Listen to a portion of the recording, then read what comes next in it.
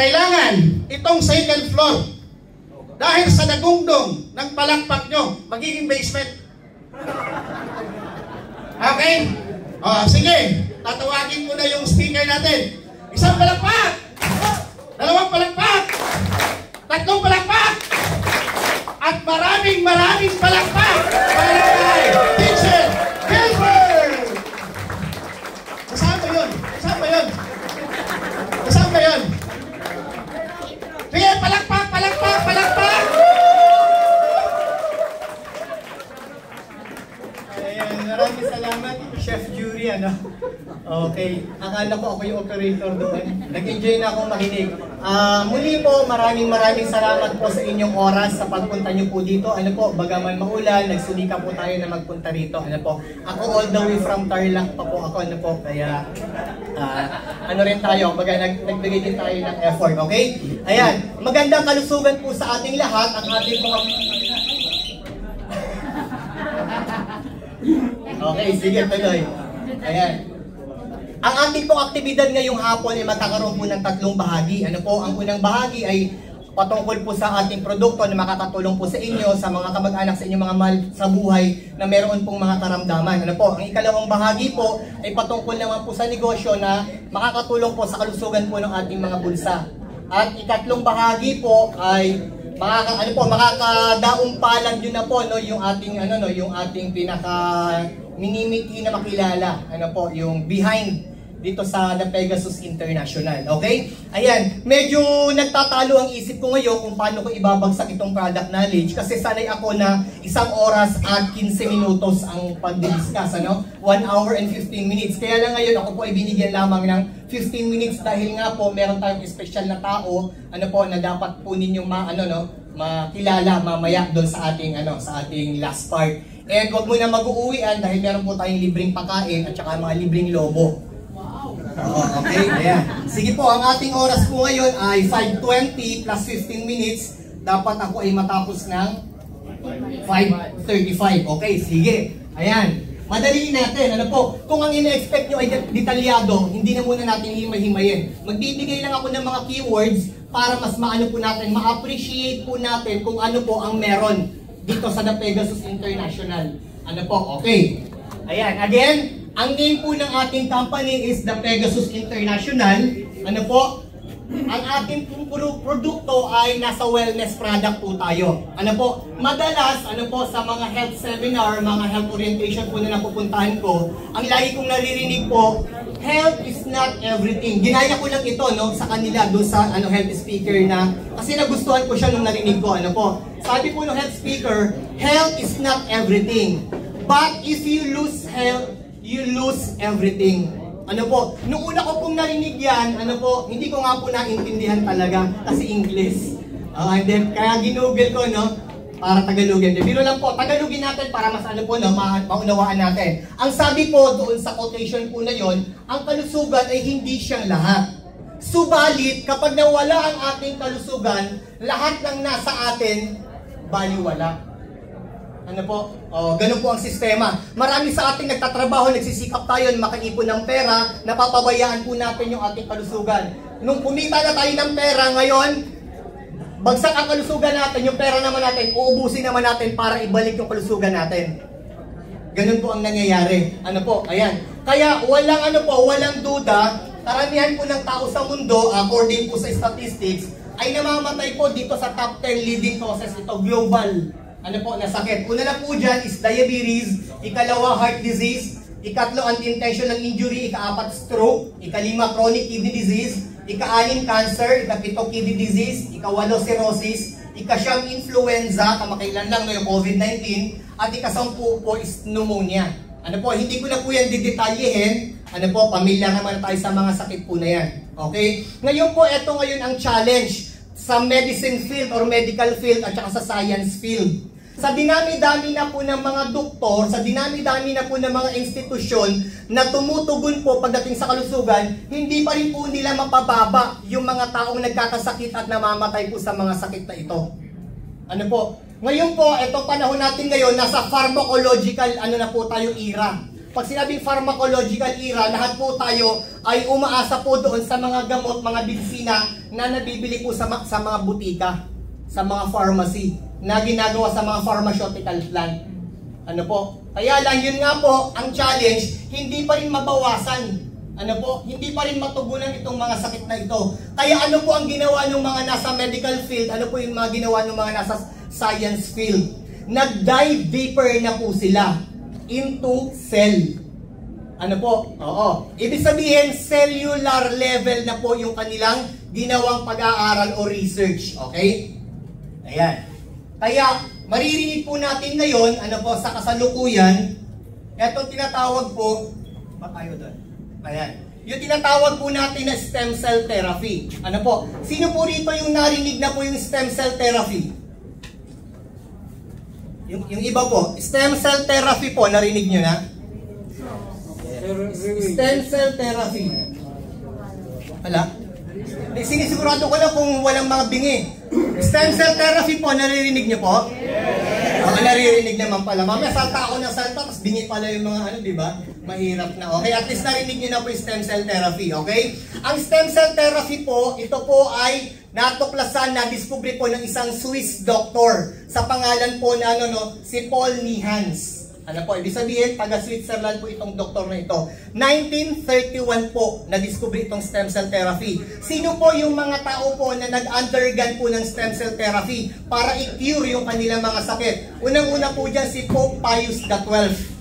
Santo Papa po. Kaya po si Dr. Paul Nihans po, nailagay siya doon sa sa Papal Academy of Science, kasunod ni Alexander Fleming. Kilala niyo po si Alexander Fleming? Yung baliw po sa Cubao na namamalimos. Nagbebenta ng penicillin. Hindi po, siya po yung nag-imbento ng penicillin. Pumapangalawa na yung nakadiscovery po ng stem cell therapy doon sa Papal Academy of Science. Sino po ang sumunod na undergo ng stem cell therapy? Si Pope John Paul po. Ano po? O sino pa ang makilalang tao na nagpa-stem cell therapy? Si Madonna, sa Pilipinas, dumula tayo sa mga international. Ano po? International muna tayo bago tayo pumunta ng Pilipinas. Kobe Bryant. Kobe Bryant, very good. Sino pa yung ikilala nyo? Yung shooter sa Golden State. Stephen Curry, opo. Keanu Reeves, Mel Gibson. Sino pa? Yung mga kilala nyo? Sa international na nag-undergo ng stem cell therapy. Wala na. Sige, balik ka sa Pilipinas. Enrile kanina. Tapos si Joseph Estrada. Big Soto, Chavit Singson, Imelda Marcos, Enrile. Ano po? Ibig sabihin po, marami na po ang nag-undergo ng stem cell therapy. Kaya lang, ito po ang problema sa stem cell therapy. Magkano po ang halaga? Milyon. Tapos po, before 2010, wala pa po dito sa Pilipinas yung yung gumagawa niya ng procedure ng stem cell therapy. Kailangan mo pang pumunta po sa Germany. Ano po? Sa Edenkoben, Germany. Okay? Oo, tapos gagastos ka ng milyon din. Di ba? Kasi pamasahe mo, yung pag-stay mo dun sa hotel, pagkain mo araw-araw, bukod dun sa procedure na babayaran mo. Nangangahulugan po, malaki po ang tulong ng stem cell therapy pagdating po sa kalusugan ng tao. Ang tawag nga po ito sa science is gift of science. Ano po? Ito po yung nagbibigay ng hope doon sa mga tinaningan na po, yung nilagyan na ng taning yung kanilang itatagal sa mundo. Ito po si stem cell therapy po ang solusyon. Ito po yung magbibigay ng hope. Yun nga lang po ang problema, milyon. Ano po? Ibig sabihin, mga rich and famous lang po ang may kakayanan para po ng procedure ng stem cell therapy. Okay? Sige. Ayan, baba tayo. Hindi ko na pwede discuss lahat, Ayan. Ito pong stem cell therapy na tinatawag natin, ang tinutugunan po uli nito, liliwanagin natin, is cellular level po. Ano po? Ayan. Bago ako mag-dive deeper doon sa slide deck ko po, pag-aralan muna natin, ikumpara natin yung regular cell at saka yung stem cell. Okay? Pag regular cell po, yun po ay differentiated na, programmed na siya. Ibig sabihin, pag yan ay cellula sa utak yan. Hindi pwede kumuha ng cellula sa utak at itatapal sa cellula sa puso pag may damage sa puso mo. Kasi nakaprogram na siyang maging cellula ng utak. Kung siya ay sa puso siya. Kung siya ay sa atay siya. Ganun po siya. Ang stem cell po, hindi pa po siya napoprogram. Ano po? Master cell or parent cell ang tawag sa kanya. Kapag kung saan siya mapunta, halimbawa, tinawag yung pangangailangan dito sa puso at napunta siya doon sa puso, stem cell, magiging cellulose ng puso. Ano po? Doon siya dadami. Okay? Mamaya, mas malalaman pa po natin, no? Kung ano pa po itong stem cell therapy na ito. Pakiano yung Wapi oras. Bawal ako tumagal kasi may importanteng tao talaga na kailangan. Ayan. Ito po ang sistema. Ito pong stem cell na ito, kagandahan po dito is kaya niya pong mag-self-renew o dumami, mag-proliferate. Ano po, mabilis yung pagdami po nito. Ano po, tapos may kakayanan siyang mag-differentiate kung saang organ po siya mapunta, doon po siya magiging cellular. Ano po, ganun ang kagandahan dito. May mga uri po ng stem cell, human stem cell, animal stem cell, at saka plant stem cell. Okay, ayan. Ngayon, ito po. Nung tayo po ay nasa sinapupunan pa, ano po, nung tayo ay, ipinagbubuntis pa ng ating mga magulang, meron po tayo 470 million stem cells. 470 million, pakitandaan po Ngayon po, tayo po ay adult na po, naglalaro na lang 50,000 to 200,000 stem cells. Isipin nyo, kung halimbawa meron ka na lang 50,000 stem cells, na dapat yan ay noon 470 million, ilan yung nawawala? Gaano karami? Ano ba ang tulong niyang stem cell na yan? Ano po? Yung stem cell po kasi na yan, siya po yung papalit o magre-replace, yun yung exact word, magre-replace doon sa mga unhealthy cells sa katawan natin. Ang regular adult man, meron tayong 36 trillion cells. Mula ulo hanggang talampakan, mga kalalakihan. 36 trillion cells meron tayo. Kababaihan, 28 trillion cells. Ang mga bata po, edad 10 taong gulang, 17 trillion cells. Ngayon, kapag halimbawa yung mga cellular na, bawat segundo po yan, namamatay sila. Ano po? Sino ang pumapalit? Yung mga stem cells. Ngayon, kung ang kailangan na katawan mo, halimbawa ako lalaki, ang kailangan na katawan ko mula ulo hanggang paa is 36 trillion cells na bawat segundo may namamatay, dapat may magsusupply, magre-replace si stem cell. Dati nung baby pa tayo, 470 million, kaya pang tapatan kasi mabilis naman siyang mag-divide. Eh ngayon kung 50,000 na lang ang stem cell ko, ano mangyari? Magkakaroon ako ng sakit, magkakaroon ako ng degenerative diseases, pati mga organs ko magkakaroon ng diferensya. Ano po? Ganun ka-importante po yung stem cell, okay? Ayan. Ngayon po, ang sistema, dahil iilan lang po, yung mga rich and famous lang po ang nakaka-avail ng procedure na stem cell therapy, nagsaliksik po yung mga scientists kung ano po ang gagawin nila para po ma-avail ng mga pangkaraniwang tao lang. Ano po, na wala namang milyon sa kanilang mga bulsa. Okay? Ayan. Ito po yung ibang mga pamamaraan para makareceive po tayo ng stem cell. Stem cell transplant o yung tinatawag po nila na bone marrow transplant. Ano po, i-harvest yung ating bone marrow, i-culture, tapos i-inject ulit sa atin. Ano po, yun po yan, yung stem cell transplant or bone marrow transplant. Itong placenta injection po naman na ito, legal, no, sa mga authorized clinic, kumukuha sila ng stem cell from placenta or inunan. Ano po, noong 2010 po, nagkaroon ng issue dyan kasi yung mga foreigner, nag-conduct sila ng mga procedure sa mga hotel. Ano po, imbis na milyon, binibigyan nila 250,000. Placenta injection sa mga salon-salon lang na tinatawag. Ano po, hindi sila authorized. Ano po, kaya nagkaroon ng pagtatalo niya noong 2010. Okay. Tapos meron tayong cord blood banking, yung baby pagkapanganak ikitlam, puputulin yung yung puso, tapos yung dugo nun, i-harvest, ginagamit din po sa stem cell therapy. Ano po? Tapos, kung gusto mo naman maparami pa yung mismong production ng stem cell sa katawan mo, kailangan mo ng healthy lifestyle. Ano po, dapat balance po yung ating diet. Pero mahirap gawin. Ngayon po, ang good news, sa tulong po nitong The Pegasus International, natuklasan po ng may-ari, ito pong Celtura 500 deer placenta. Ano po? Kung dati gagastos kayo ng milyon, mamaya po malalaman nyo, kaunti na lang po ang gagastusin natin para makinabang po tayo dito sa gift of science na to na stem cell therapy.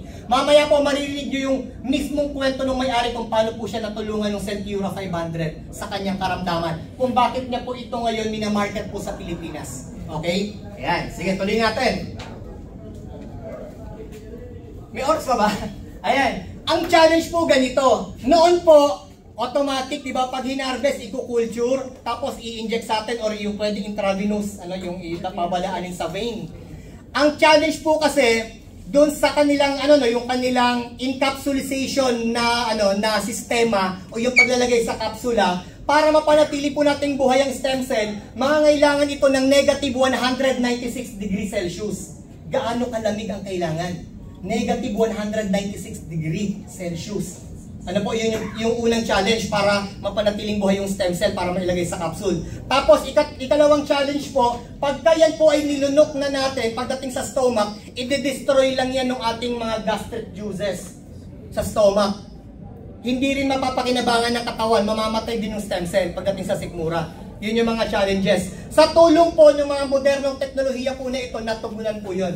Ano po yan? Hindi ko na po ipapaliwanag ng detalyado. Freeze drying technology para hindi na mangailangan ng negative 196 degrees Celsius. Nitrogen fill technology, bisoft gel technology, at enteric-coating technology. Para po masurpass niya yung gastric juices, yung grabing acid ng ating sikmura at makarating siya doon sa ating maliit na bituka. From there, magkakaroon po na tinatawag na absorption. Ma-absorb siya ng ating mga dugo, sasabay po siya sa bloodstream, tapos kung saan magsisignal po, kung saan merong mahina, mahina yung organ mo, yung puso mo, magbibigay siya ng signal, tapos yung receptor, yung antena po nung stem cell, madedetect yun, marireceive, tatakbo siya doon sa puso po natin. Tapos doon po siya magkakaroon ng engraftment, parang itinanim mo siya doon sa puso. Tapos doon na po siya magde-divide, magpa-proliferate, dadami na po siya. Yung self-renewal na tinatawag at saka differentiation. Yun po yung yung sistema nito. Kaya makikinabang po tayo. Salamat po sa mga teknolohiya po nito. Wala pong nag-claim kung sino at anong mga bansa. Ang sabi po doon is, nagtulong-tulong yung mga bansa. Para sa mga modernong teknolohiya po nito. Okay? Ayan. Again, Celcura 500, Deer Placenta, the future of youth in every cell. Okay? The most affordable oral stem cell, the highest Deer Placenta extract in the market. Hindi lang po sa Pilipinas ang usapin. Sa buong mundo po. Tayo po ang may pinakamura na stem cell at pinaka-potent, pinakamalakas po na stem cell. Hindi lang po sa Pilipinas ang pinag-uusapan natin. According to the manufacturer itself. Sa New Zealand. Kasi meron silang organization or association po ng mga manufacturer din. Nakapatent po ito sa atin. 5 years. Walang pwedeng magpagawa ng ganito din po ang kanyang ingredients or formulation. Okay? Tapos renewal na lang po. Okay? Yun yung kagandahan sa atin. Binayaran natin yung patent. Kung gaano kamahal yun, i-research nyo na lang. Okay? Ayan, sige po, Say no to lifetime medication doon sa mga may mga tinatawag na maintenance drug. Hayaan nyo po, matutulungan kayo ng Celcura 500 para mawala na po yung mga maintenance drug nyo na po na yan. And say yes to this life-saving Celcura 500 Deer Placenta dietary supplement. Okay? Ayan, again, the company is committed to using only the highest quality ingredients from New Zealand, which is known for its high quality of deer placenta. From New Zealand ang ating produkto. Doon po minamanufacture.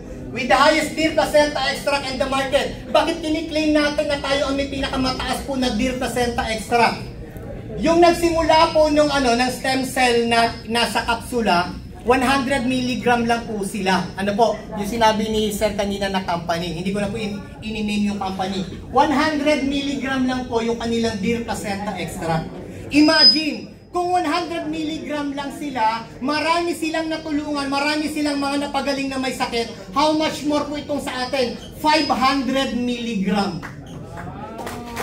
Pinapalakpakan po yan. Ibig sabihin, 5 times po na mas potent yung atin pong produkto. Okay? Highest potency, affordable price, 3 times cheaper than the leading brand. Kung sila po ngayon naglalaro na sa 27,000 ang isang bote, 60 capsules, sa atin po, napakamura lang. Hindi nyo kailangan gumastos ng 27,000. Ma-avail nyo siya ng mas mura. Okay? Mamaya malalaman nyo po yan kung magkano. Okay? Ayan. Ito po, ang rito, ang usapin dito, yung iba po sabi nila, bakit hindi na lang ginawang puro deer placenta 1,000 mg? Bakit nilagyan pa po ng mga plant ingredients or plant extract? Ano ba ang science behind nitong mga ingredients na ito? Yung mga plants po na yan. Ang siyensya po niyan is para po mas i-boost po nila itong mga ingredients na ito ng mga plant-based, para mas i-boost nila lalo po yung efficacy po ng ating stem cell. Kaya po sila dyan inilagay. Sabi ng Research and Development Unit or Department ng Manufacturing, pwede naman nilang ganito ang gawin. Bakit hindi nila ginanto? Tinipid pa nila. Yung nauna. Ano po, kaya sa atin hindi natin tinipid. Ano po, nilagay natin po lahat. Again, Deer Placenta Extract, 500 mg. Ano po ang tulong yan? Para saan yan? For overall health. Again, uulitin natin ha. Ang trabaho po ng stem cell, kung saan may unhealthy cell, pupunta po siya doon through cell-to-cell signaling. Marireceive ng receptor, pupunta po siya doon at i-replace the exact word. I-replace, papalitan niya po yung unhealthy cell. Ano po, ganito po nangyari niya. Bigyan ko ng halimbawa para mas maunawaan nyo. Breast cancer, nag-take ng stem cell. Ang trabaho ng stem cell, ano po, pagsabay niya sa dugo, pupuntahan niya yung mga unhealthy cell, papalitan niya. Itinulak po yung tumor, lumabas. Kasi pinalitan eh. Uy, ako na dyan, unhealthy ka eh. Ako yung baby, ako yung healthy. Ako ang papalit dyan. Ano po, ganun ang mangyayari. Kaya mainam po ito sa mga may tumor-tumor. Ano po, mainam sa may mga cancer. At doon sa mga may problema po sa kanilang mga organs. Para i-replace yung mga unhealthy cells po ninyo. Yun po ang trabaho nun. Okay? Kaya 500 mg yan, mas marami pong stem cell na content. Okay? Grape seed extract. Ano po ang trabaho nito? Cardiovascular system. Puso at daluyan ng dugo. Ano po? Yun yung kanyang tinutugunan. Dendrobium extract. Ano po? Etong dendrobium po na ito, para sa idea ng karamihan, ito po ay uri ng orchid o orchids. Ano po? Dendrobium. Ano po ang trabaho po niyan? Ano po? Ini-improve niya po yung insulin sensitivity. Makikinabang dito yung mga diabetic. Ano po? Dahil meron na kayong insulin resistant, kailangan nyo po ito si dendrobium para maging sensitive po ulit yung mga cells sa insulin. Kasi ang insulin po, yan po yung magsisilbing susi para buksan yung cellula, pumasok po yung mga glucose o yung blood sugar, papunta sa cellula, i-burn into energy. Hindi siya may stock doon sa daluyan, kaya hindi tataas yung blood sugar level mo sa dugo. Nakuha natin. Yun yung tulong ni dendrobium. Anti-diabetes, tapos anti-cancer po siya. Okay? Tapos, next, aloe vera extract. Ang aloe vera po is for the health ng alimentary canal from mouth to anus. Okay? Yun po ang inaano niya, digestive health. Okay? Marine collagen extract. Okay? Etong marine collagen po na ito for the health po ng buhok, kuko, balat, muscles, bones, at saka mga joints. Ano po, kung may mga sumasakit na mga joints dyan, malaking tulong po sa Celcura dahil meron po siyang marine collagen extract. Tapos fucoidan extract, ano po, for sure, bihira nyo po itong marinig, ano po, scientific ang kanyang ang kanyang term. Ang fucoidan po pala, ang sa amin nga sa Bisaya is samo o kelp, brown seaweed. Yung pag pumunta ka sa mababaw na dagat, yung parang mga damo doon na kulay brown. Ano po, kaya pala nung bata pa ako na nasa masbati pa po ako, binibili po ng mga Hapon yung brown brown seaweed. Kasi ginagawa po nila yung sangkap o sahog sa kanilang pagluluto. Sa kusina ng mga Hapon, meron po sila nito. Itong brown seaweed na ito, hindi mawawala sa kanila to. Mahilig sila sa seaweed. Ano po ang tulong nito? Anti-cancer. Kaya bihira sa mga Hapon ang namamatay sa cancer. Kaya salamat po kay Celcura 500, nilagyan niya po ng fucoidan extract para hindi ho tayo mamatay sa cancer. Okay? Next, evening primrose oil para sa kababaihan. Ano po? Tinutugunan nito yung PMS. Tapos yung menstrual symptoms. Fertility. Ano po? Baka magulat kayo, senior citizen na, niregla ka pa. Ano po? Dahil dito sa evening primrose na ito. Ano po? Tapos skin health. Tinutulungan niya. Avocado oil for healthy heart. Squalene. Ano po? Ang squalene po is oil from the liver of the shark. Ano po? Ito po, bukod sa pinagaganda ang balat, pinabababa po niya yung LDL. Ano po? Yung bad cholesterol. Ano po? Malaking tulong. Squalene. Tapos, borage oil. Ano po? Itong borage oil po na ito, galing din po yan sa katas ng bulaklak yan ng isang tanim. Maganda po siya, pinapangalagaan ng health ng buhok at saka ng balat. Ano po? Tapos lycopene oil at saka vitamin E, parehas ng trabaho po yan. Cardiovascular po ang kanyang tinutugunan, healthy skin at saka anti-cancer. Ano po? Magugulat po kayo sa pag-take po ninyo ng Celcura 500, ginagamot nyo po yung sakit nyo. Ang side effect po niya, bumabata po yung itsura nyo. Ano po? Meron siyang aesthetic effect po na tinatawag. Ano po? Ibig sabihin, gumagaling ka na, bumabata at gumaganda ka pa. Nakuha. Mamaya po makikita nyo po yung itsura nung pinakamay-ari natin na nagtitake po, matagal nang nagtitake ng Celcura 500. Para siyang nagpa-botox pero hindi naman. Ibig sabihin, pag nag-Celcura kayo, para na po kayo nagpa-botox. Pipino po yung inyong kutis. Mababa na. Okay? Ayan. Rejuvenate age cell, restore sick cells, replace dead cells, repairs damaged cells, bringing body back to normal functionality. Prevention, health repair, detox, low 3 highs. Yung high blood sugar, high blood cholesterol, tsaka high blood pressure. Pinabababa niya. Regenerate, rejuvenate, recovery, and protect. Okay. Why spend more if you can have it at a cheaper price? Hindi nyo na po kailangan magpa-stem cell therapy yung mga turok-turok na milyon. Hindi nyo na rin kailangan bumili ng 60 capsules sa tig 27,000. Ngayon po, ito pong ating Celcura. Ito po, yung meron tayo ngayon, mabibili nyo lang po ito ng 15,000. Tapos, ang good news po, dahil nasa nasa pre-selling pa lang tayo, makukuha nyo po siya ng 12,000. Okay? I-compare nyo doon sa leading brand. Mas nakatipid po kayo, ganun kaganda. Okay? Ngayon, ito po, metaphoric po, tapos na ako, no? Metaphoric po, ang trabaho po ng Celcura 500 is parang DPWH. Oo. Nire-repair po nila at mine-maintain po nila yung infrastructure po ng katawan natin. Nakuha? Oo. Kaya kung gusto nyo po ng DPWH sa katawan, Celcura 500 lang po. Okay? Pinapalakpakan po yan. Ayan. Okay, tapos na po ako. Maraming salamat po sa pakikinig. Pasensya na, binilisan natin, hindi ko na siya hinimay-himay, Kung ina-expect nyo na hihimay-himayin pa natin, hindi na natin ginawang ganun, Okay, ibabalik ko na yung microphone sa ating host.